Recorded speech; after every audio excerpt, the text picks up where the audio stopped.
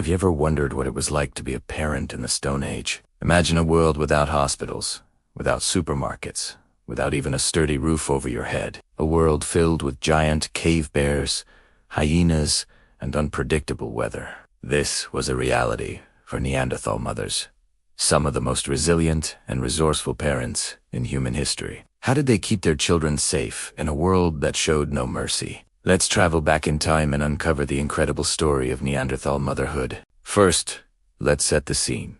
We're talking about a period from roughly 400,000 to 40,000 years ago. Neanderthals were not the brutish, dim-witted cavemen, often portrayed in old cartoons. They were intelligent, adaptable hominins who thrived across Eurasia through multiple ice ages.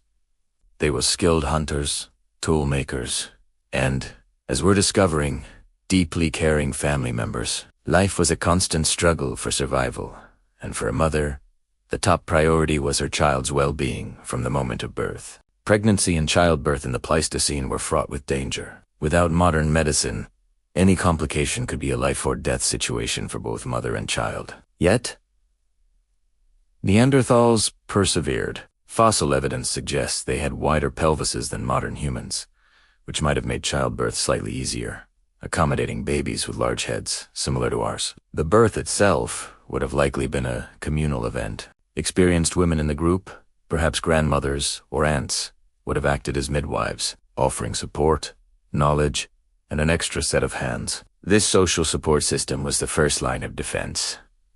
The mother wasn't alone. She was part of a tight-knit clan that understood the importance of every new member.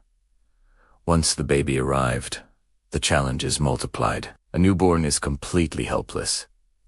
How did a Neanderthal mother manage? The answer lies in close physical contact. For the first few years, a child was likely carried everywhere. Anthropologists believe Neanderthals used slings or wraps made from animal hides to keep their babies secure and warm against their bodies. This baby wearing wasn't just practical, it was a survival strategy. It freed up the mother's hands for gathering food or doing other tasks, protected the child from predators and the cold, and fostered a strong emotional bond. The constant closeness also made breastfeeding on demand easy, which was the child's sole source of nutrition for many months, and a crucial source for years after. Speaking of nutrition, a Neanderthal child's diet tells us a lot about maternal care. Studies on Neanderthal teeth, specifically the layers of enamel that form like tree rings, reveal fascinating details. These studies show that Neanderthal children were likely breastfed exclusively for about the first 7 months. After that, they began receiving supplementary solid foods. But here's the amazing part.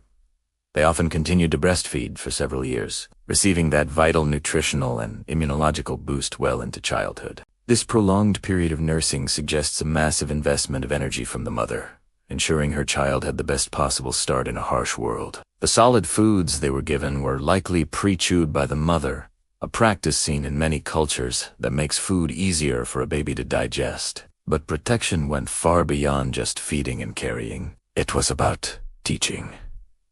A Neanderthal mother was her child's first and most important teacher. From a very young age, children would learn by observing and imitating. Imagine a toddler watching their mother carefully knap a piece of flint into a scraper, or learning which plants were safe to eat and which were poisonous.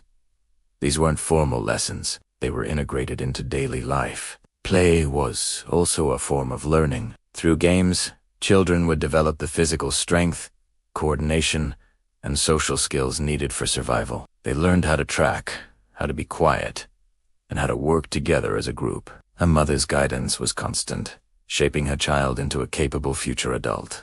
The group, the clan, was the ultimate safety net.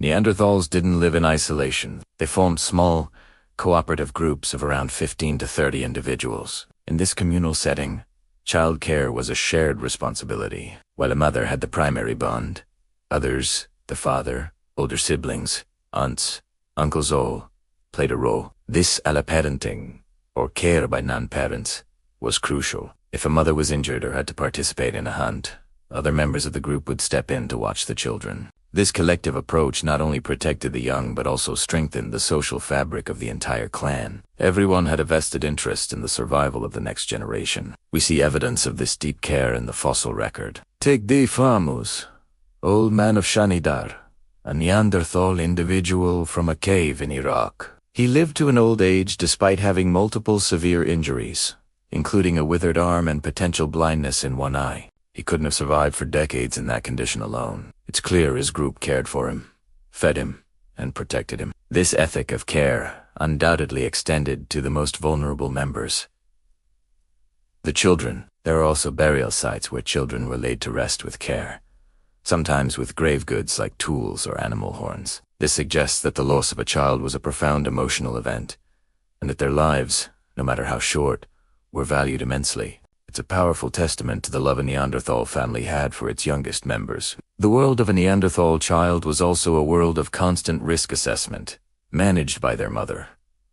Where do you set up camp? You need to be near water and resources, but far enough from the hunting grounds of predators like cave lions. When is it safe for children to play outside the cave? A mother's senses would have been on high alert, constantly scanning the environment for threats.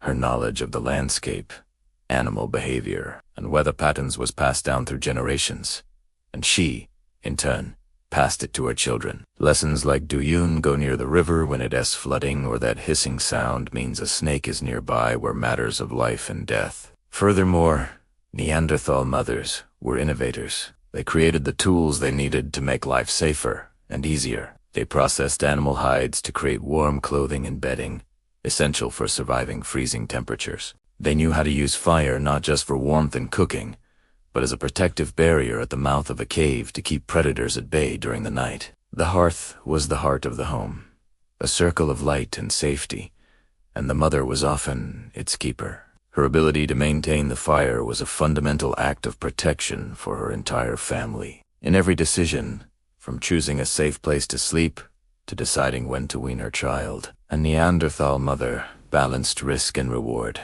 Her life was an incredible display of strength, intelligence, and deep affection. She wasn't just a survivor. She was a nurturer, a teacher, and the fierce protector of her family's future. Her success is proven by the simple fact that Neanderthals thrived for hundreds of thousands of years across a vast and unforgiving continent.